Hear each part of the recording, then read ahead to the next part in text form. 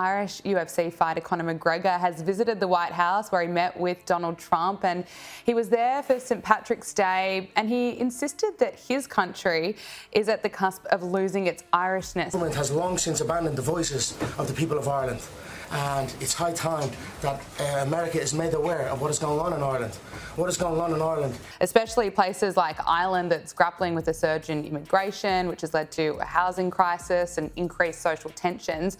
When MMA champion Conor McGregor confronted UK Prime Minister Keir Starmer at the White House, it wasn't just another celebrity photo op gone wrong. McGregor, who employs nearly 300 Irish citizens, demanded answers about what he calls an illegal immigration racket overwhelming rural communities. While politicians dismissed him as just another famous face with opinions, McGregor's economic contributions to Ireland give his criticism surprising weight.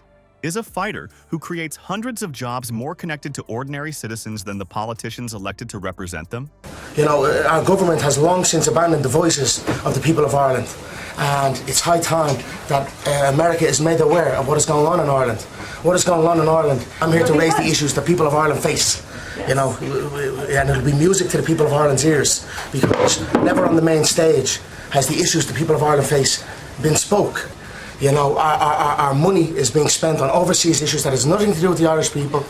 The illegal immigration racket is running ravage on the country. The answer might surprise you. Before we move on, I'd like to ask you a small favor.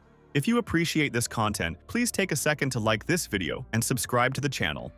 Over 98% of you watch the videos without subscribing. It costs you nothing, but it makes a huge difference to us. So, did you click the subscribe button? Great, thank you so much. Now, back to the video. When you first hear that a UFC fighter is speaking out about immigration policy, it's easy to dismiss it as another celebrity with an opinion.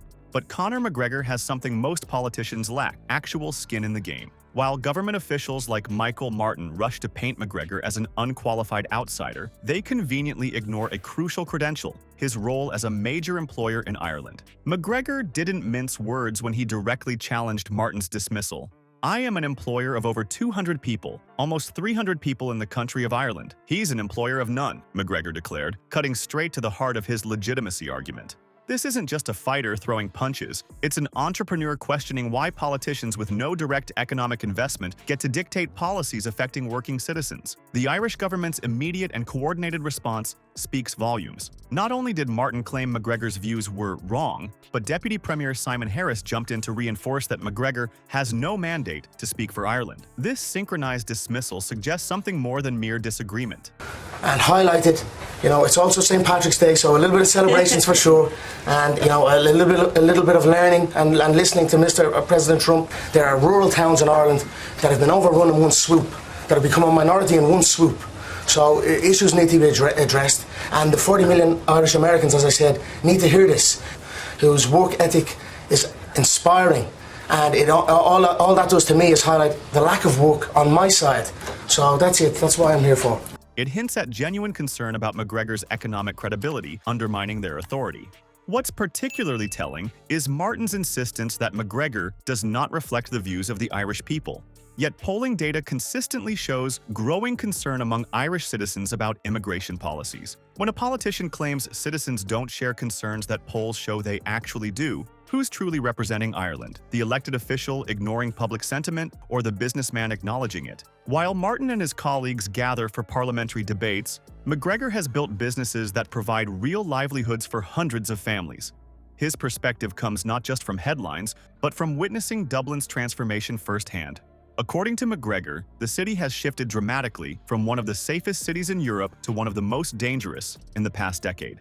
This isn't just rhetoric, it's the assessment of someone with substantial investments in the community's well-being. McGregor's accusations go beyond mere policy disagreements. He's pointing to what he sees as an illegal immigration racket that's fundamentally changing the character of rural Irish communities. His concern focuses on areas being overrun in one swoop, where established residents suddenly find themselves a minority in one swoop, with little voice in the process. What began as a debate over immigration quickly exposed a more fundamental crisis when Keir Starmer confidently declared to Trump that we've had free speech for a very, very long time in the United Kingdom. For McGregor, this wasn't just political rhetoric. It was a dangerous deception that demanded an immediate response. The fighter's face tightened visibly as he prepared to challenge what he sees as one of the greatest political falsehoods of our time. "The reality is far different," McGregor fired back, refusing to let Starmer's claims stand unchallenged. "Free speech is under attack and the voices of many citizens are being suppressed." This wasn't just about immigration policy anymore. It was about the foundational right to discuss issues affecting everyday citizens without fear of prosecution.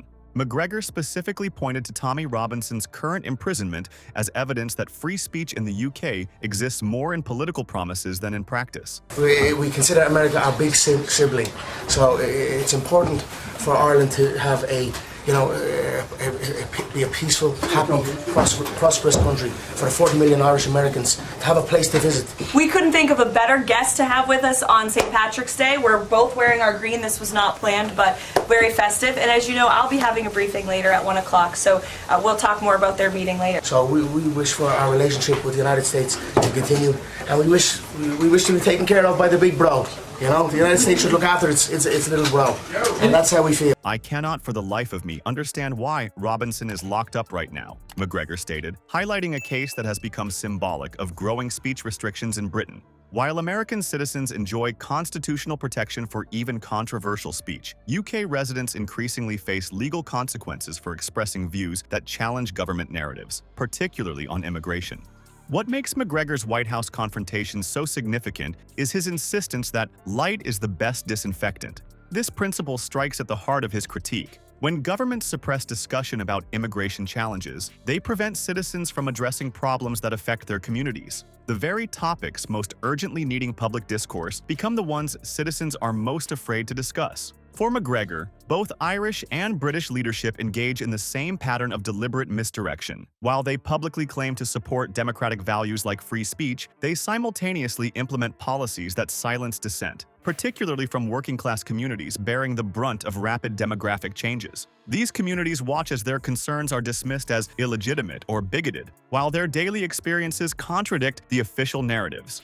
By challenging Starmer on the international stage at Trump's White House, McGregor elevated local grievances to global attention. He positioned himself not as a celebrity with opinions, but as someone who understands the economic realities of ordinary citizens through his business operations.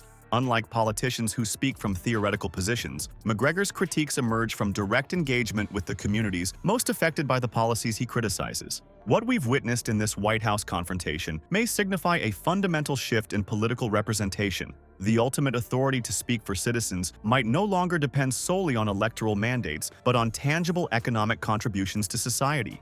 McGregor's confrontation with established political figures highlights a growing chasm between government elites and everyday communities. This shift aligns with recent polling data showing citizens in both Ireland and the UK increasingly trust business figures over traditional political leadership. McGregor's potential political ambitions, including his previously stated intent to run for the Irish presidency, suddenly appear less far-fetched in this context. He's following a pattern seen with other celebrities who've leveraged their economic impact to gain political influence.